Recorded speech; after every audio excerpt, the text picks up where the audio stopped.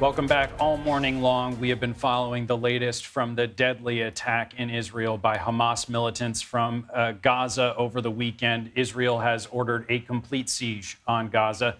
The conflict has left more than 1,000 people dead on both sides of the conflict. And for more analysis on this, we welcome Khaled Elgindy. He's a senior fellow at the Middle East Institute. He's also the director for the center's program on Palestine and Palestinian-Israeli affairs. First question for you, Khaled. Israel, as I said, has launched its counteroffensive, a siege. It's unlikely there's going to be a ceasefire. We may be looking at the beginning of what's a long and tumultuous affair between these two sides. How do you see this all playing out for the Palestinian people? Yeah, I mean, things obviously are quite terrible. After the vicious attack in Israel, we've seen quite a massive bombing campaign by the Israeli military on Gaza. I think the latest estimate I saw was something like 560 Palestinians killed so far just in the last 48 hours or so. And that is likely to, obviously, those numbers are likely to increase quite rapidly. The scale of the Israeli bombing, I think, is larger than what we've seen in the past. It's wider.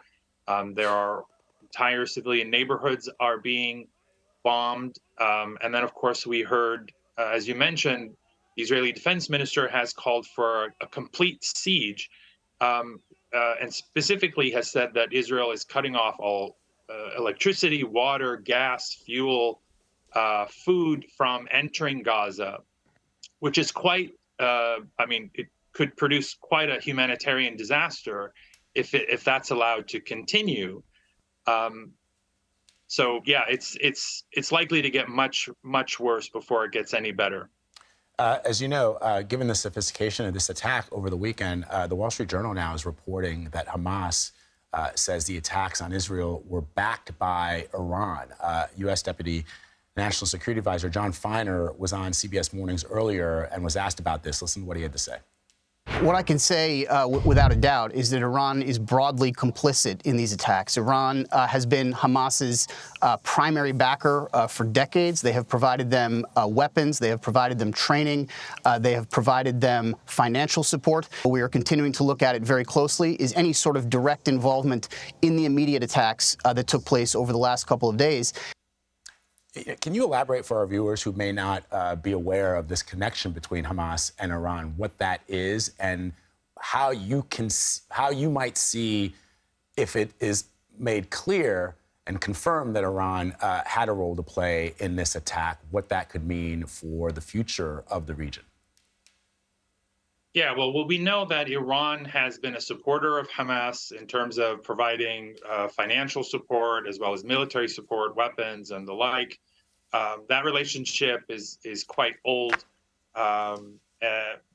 There is, I think, as far as at the moment, I haven't seen any concrete evidence to show that Iran was involved in the planning or execution of this particular operation by Hamas. At the end of the day, Hamas does not take orders from Hamas. Hamas is an indigenous Palestinian actor. It views itself as a resistance to Israel's occupation, which has now been 56 years that, 5 million Palestinians have lived under a military occupation. And Hamas is a free agent in the sense that it makes its own decision with the outside support of Iran or anyone who's willing to provide support to them. All right, Khaled Elgindy, thank you so much for your perspective. We appreciate it.